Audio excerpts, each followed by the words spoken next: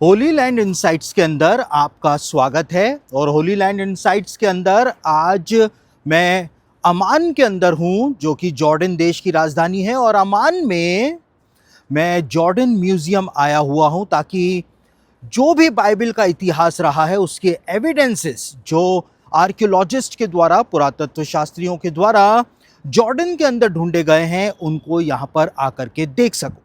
और यहाँ पर जब मैं आया हूं तो मैंने बहुत सारी ऐसी चीज़ों को देखा है जो कि बाइबल के सच्चे होने के प्रमाण हमको यहाँ पर प्रदान करती हैं।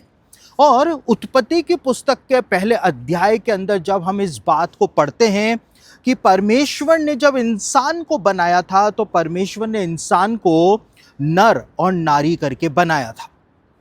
और उत्पत्ति की पुस्तक के दूसरे अध्याय के अंदर जब हम पढ़ते हैं तो हम इस बात को कहते हैं कि परमेश्वर, इस बात को वहाँ पे पढ़ते हैं कि परमेश्वर ने पहले आदम को बनाया और उसके बाद हवा को बनाया था। लेकिन उत्पत्ति की पुस्तक के पहले अध्याय के अंदर लिखा हुआ है कि परमेश्वर ने नर और नारी को एक साथ बनाया था। तो ये दोनों वृत्तांत जो हैं, इनको पढ़ करके हम कंफ्यूज से हो जाते हैं।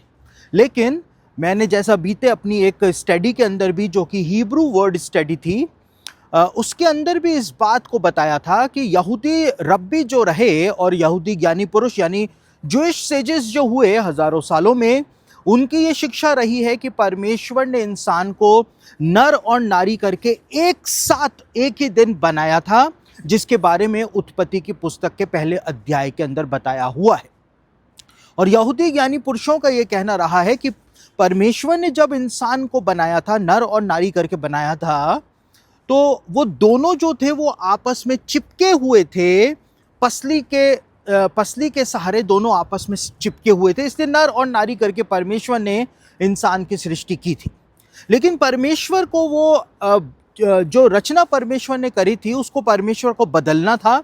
इसलिए उत्पत्ति की पुस्तक के दूसरे अध्याय के अंदर इस बात को बताया गया है कि परमेश्वर ने आदम को सुला दिया और उसकी पसली को परमेश्वर ने निकाल करके हवा को बनाया, पत्नी को अलग से उसने बनाया, नारी को बनाया। और इसीलिए आदम ने इस बात को कहा था कि ये नर में से निकली है, इसलिए इसका नाम नारी होगा।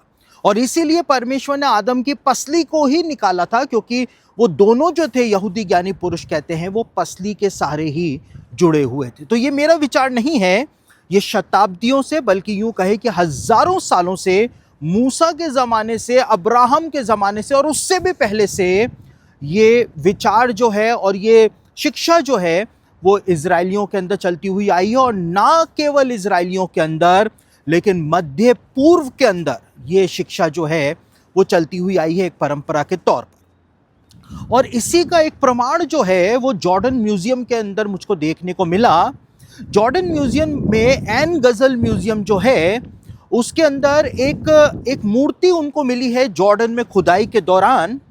और वो मूर्ति जो है उसमें आदमी और औरत जो है वो पसली के सहारे आपस में जुड़े हुए हैं। और नीचे जो उसका वर्णन लिखा हुआ है, उसका जो डिस्क्रिप्शन लिखा हुआ है, उसमें आर्कियोलॉजिस्ट ने इस बात को कहा है कि हमको नहीं पता है कि ये मूर्ति जो है वो आखिर क्या चीज़ को बताती है, डिपिक्ट करती है। यानी कि आर्कियोलॉजिस्ट को भी ये बात समझ में नहीं आई कि पुरुष और स्त्री आपस में जुड़े हुए क्यों हैं।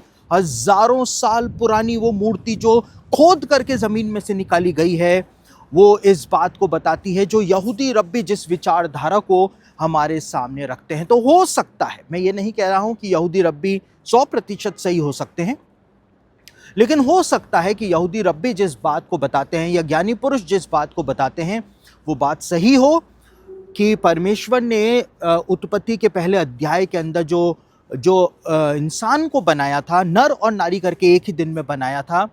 तो हो सकता है कि इंसान जो है वो पसली के सहारे आपस में चिपका हो, स्त्री पुरुष आपस में चिपके हों, और दूसरे अध्याय में परमेश्वर ने पसली को निकाल करके उन दोनों को सेपरेट कर दिया।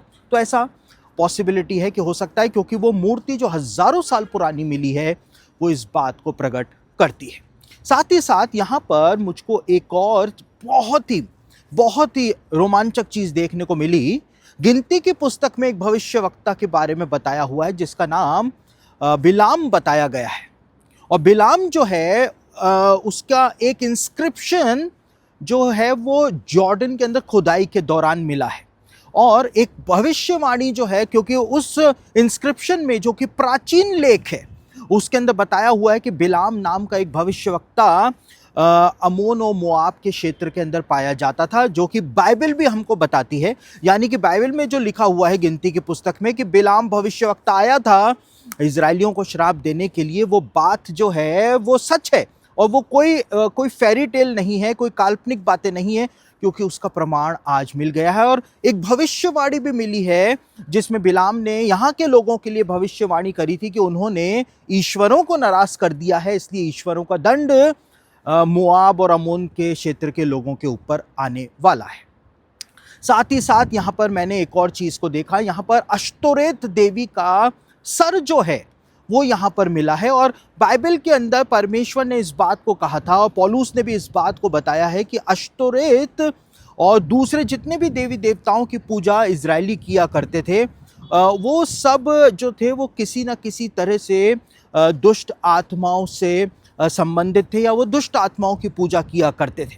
यहाँ पर अश्तोरेत देवी का जो सर मिला है, उस सर को जब मैंने देखा तो मैं हैरान रह गया, क्योंकि बताया हुआ है आर्कियोलॉजिस्ट ने कि अश्तोरेत देवी के 2 चेहरे हुआ करते थे। उसका आगे का चेहरा भी हुआ करता था और उसका पीछे का चेहरा भी हुआ करता था। तो इस प्रकार से हम देखते हैं किसी भी इंसान का चेहरा जो है इस प्रकार का नहीं हो सकता है जिस प्रकार का चेहरा अश्तोरेत देवी का उस मूर्ति के अंदर मिला है, कि उसका आगे भी चेहरा है और उसका पीछे भी चेहरा है, जो सीधे तौर पर उसके डिमोनिक होने के सबूत जो है वो हमको प्रदान करता है।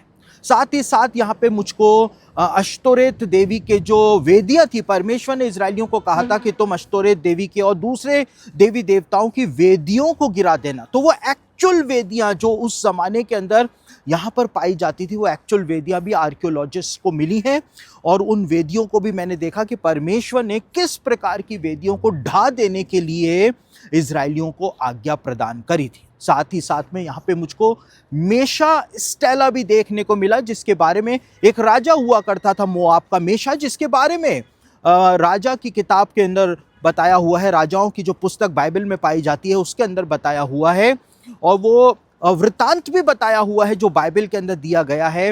वो मेशा स्टेला के अंदर वो बातें जो हैं वो लिखी हुई हैं और उसका ट्रांसलेशन जो है वो भी बताया गया है कि वास्तव में ये मेशा नाम का जो राजा हुआ करता था, इसके बारे में क्या इस पत्थर की शिला के ऊपर लिखा हुआ है। तो जॉर्डन के इस म्यूजियम के अंदर आकर के मैंने बहुत सारी महत्वपूर्ण बातें जो बाइबल से संबंधित हैं उनको यहाँ पर मैंने देखा है। साथ ही साथ में एक और बड़े मज़ेदार चीज़ जो मैंने यहाँ पर देखी, मेरी वाइफ को भी मैंने वो बड़ी मज़ेदार चीज़ दिखाई कि हजारों साल पुरानी यहाँ पर महिलाओं के द्वारा उपयोग की जाने वाली ऑर्नामेंट्स जो हैं, ज्वेलरी जो है वो भी मिली हैं, ब्रॉन्ज की मिली हैं, गोल्ड की मिली हैं। हजारों साल पहले भी महिलाएं जो हैं वो आभूषण यानी ऑर्नामेंट्स पहना करती थी और साथ ही साथ में गोल्ड के ईयररिंग्स, गोल्ड की चेन वगैरह वो भी खुदाई के दौरान यहाँ पे मिली है, जो महिलाओं के द्वारा जो ज्वेलरी उस ज़माने के अंदर इस्तेमाल की जाती थी। तो आभूषण जो है, ज्वेलरी जो है, चाहे वो ब्रॉन्ज की हो चाहे वो गोल्ड की हो, लेकिन महिलाएं जो हैं वो हजारों सालों से ज्वेलरी का उपयोग करती हुई आ रही हैं। इसीलिए बाइबल में भी इस बात को बताया हुआ है कि अब्राहम के पास भी बहुत सारी ज्वेलरी थी जो कि सारा उपयोग किया करती थी। इसीलिए अब्राहम ने वो सारी ज्वेलरी जो थी, जो सारा की ज्वेलरी थी, वो रिबका को प्रदान करी थी। वरना अगर सारा ज्वेलरी नहीं पहना करती थी तो फिर अब्राहम के पास इतनी ज्वेलरी कैसे हो सकती थी, इस बात को बाइबल के स्कॉलर्स जो हैं वो प्रकट करते हैं। तो जॉर्डन के म्यूजियम के अंदर आकर के, यहाँ पर आकर के मैं बहुत खुश हुआ हूँ। हालांकि जॉर्डन के अंदर बहुत ठंड है और इस समय जब मैं ये वीडियो को शूट कर रहा हूँ तो मेरा कैमरामैन जो पीछे खड़ा हुआ है उसके हाथ जो हैं वो कांप रहे हैं बुरी तरह से, क्योंकि यहाँ पे हद से ज़्यादा ठंड हो रखी है। साथ ही साथ यहाँ पे खड़े रहना भी बहुत ही ज़्यादा मुश्किल है, लेकिन उसके बावजूद मैंने आप लोगों के लिए यहीं पर ही ऑन लोकेशन इस वीडियो को रिकॉर्ड करने की ठानी, ताकि आपको पता चल सके कि मैं वास्तव में यहाँ पर आया था। ये कोई हवाई बातें नहीं है, मैंने यहाँ पर आकर के इन चीज़ों को देखा है और क्योंकि मैंने आंखों से इन चीज़ों को देखा है इसीलिए मैं इन सब बातों को आपको बता रहा हूं ताकि आपका विश्वास बढ़ सके कि जो बाइबल में लिखा हुआ है वो कुछ भी झूठ नहीं है। उन सब बातों के प्रमाण आज हमारे पास मौजूद हैं।